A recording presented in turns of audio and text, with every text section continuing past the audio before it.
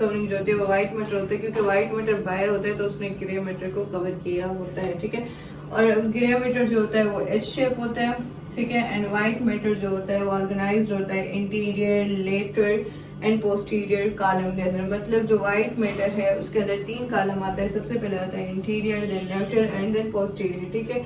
और उसके बाद आता है protection of the brain, brain की protection. The brain is also protected by layers, ठीक है। जो ब्रेन होता है वो सेम 3 लेयर से ही प्रोटेक्टेड होता है, जैसे स्पाइनल कॉर्ड होता है, यही पायोमीटर, ड्यूरोमीटर एंड अर्गोनॉइड मैटर, ठीक है। और उसके अलावा उसके अंदर भी फ्लूइड होता है ब्रेन के अंदर भी, जिससे वो कवर होता है सेरिब्रो स्पाइनल फ्लूइड, ठीक है। उसके अलावा location of brain, the brain lies in the cranial cavity and the continuous with the spinal cord through the foramen magnum. इसमें ये जो है फोरामेन मैग्नम, ये इम्पोर्टेंट। जो ब्रेन होता है वो क्रेनियल कैविटी के अंदर होता है, ठीक है।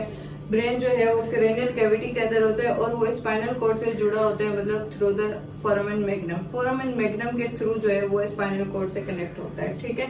उसके बाद आते हैं डिवीजन ऑफ ब्रेन, ब्रेन की डिवीजन, ठीक है। ब्रेन की डिवीजन ये है कि ब्रेन के मेजर 3 पार्ट्स होते हैं, ठीक है। हमें बताया कि फोर ब्रेन हो गया, मिड ब्रेन हो गया और हाइंड ब्रेन हो गया। अभी थोड़ा बहुत इसी चैप्टर के अंदर फोर ब्रेन के बारे में बताया गया, मिड ब्रेन के बारे में बताया गया, फिर हाइंड ब्रेन के बारे में बताया गया और उसके अलावा इनके कुछ जो पार्ट्स हैं उनके बारे में बताया गया।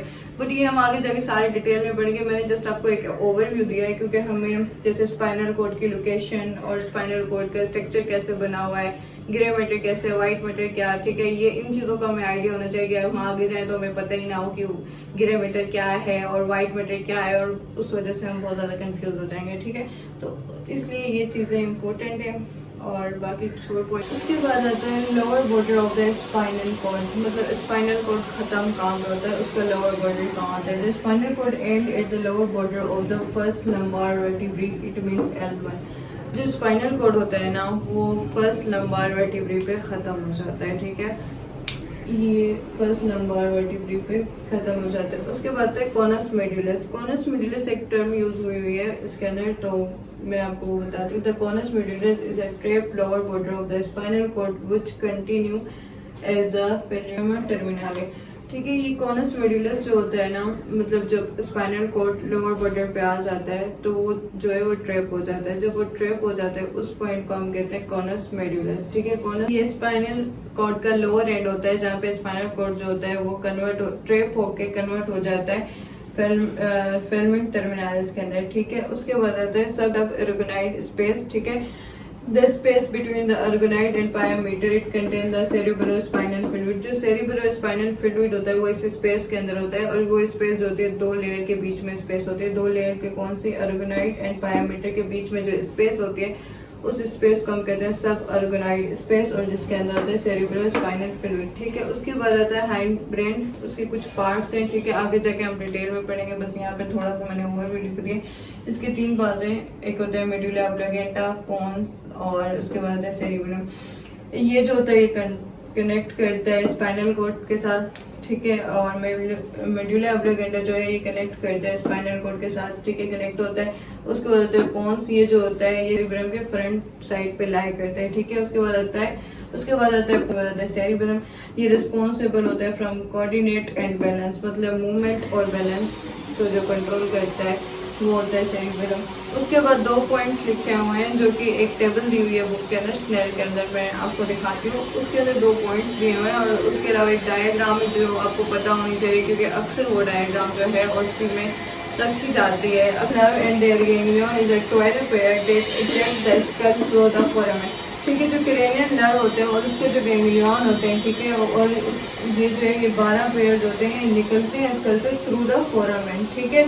और उसके अलावा स्पाइनल नर्व और उसके जो गैंग्लियन होते हैं वो होते हैं 31, ठीक है, जो कि वर्टिब्रेट कॉलम से निकलते हैं थ्रू द इंटरवर्टिब्रल फोरामेन। तो ये जो बात है ना, ये एक टेबल है उसके अंदर मेंशन है, ठीक है। तो ये आपको पता होना चाहिए कि जो क्रेनियल नर्व और उसके गैंग्लियन होते हैं वो थ्रू द फोरामेन आते हैं, ठीक है। और उसके अलावा वर्टिब्रल कॉलम जो होता है वो होता है इंटरवर्टिब्रल फोरामेन। तो ये जो 2 फोरामेन है आपको एटलीस्ट इनका पता होना चाहिए, ठीक है।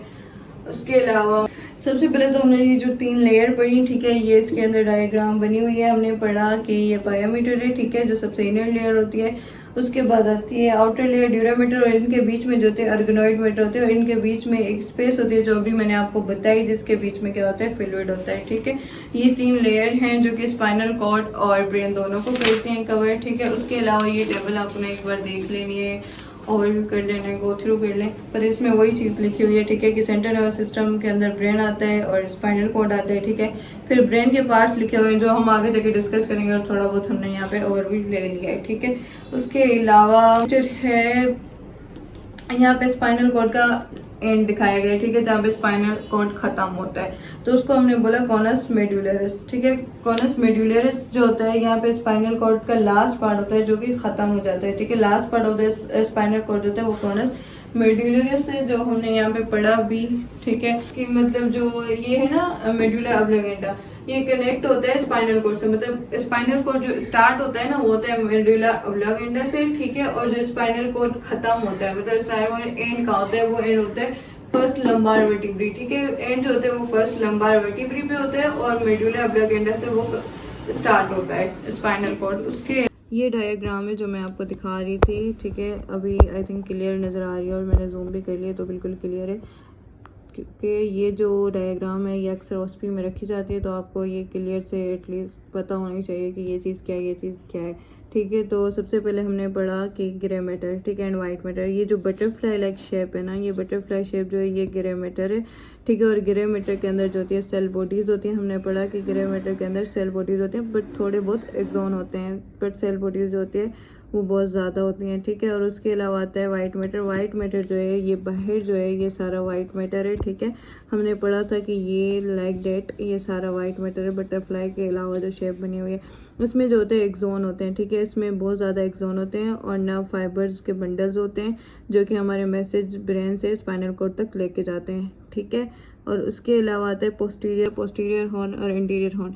यहाँ पे ये जो है इसको हम कहते हैं पोस्टीरियर हॉर्न। ठीक है, ये, और then this is the interior horn.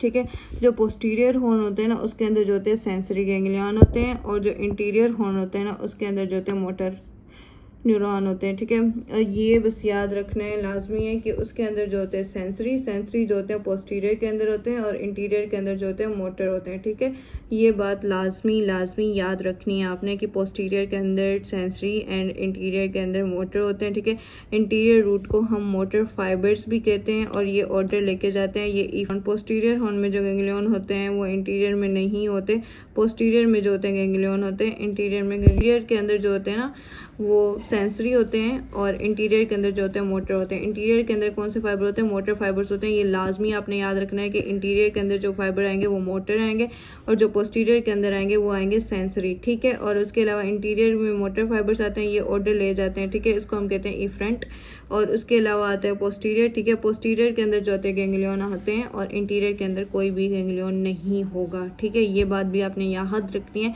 कि इंटीरियर हो मैसेज बॉडी से ब्रेन या स्पाइनल कॉर्ड तक आता है उसे हम कहते हैं एफ्रंट। ठीक है, और जो मैसेज स्पाइनल कॉर्ड से मसल तक जाते हैं उसको हम कहते हैं इफ्रंट।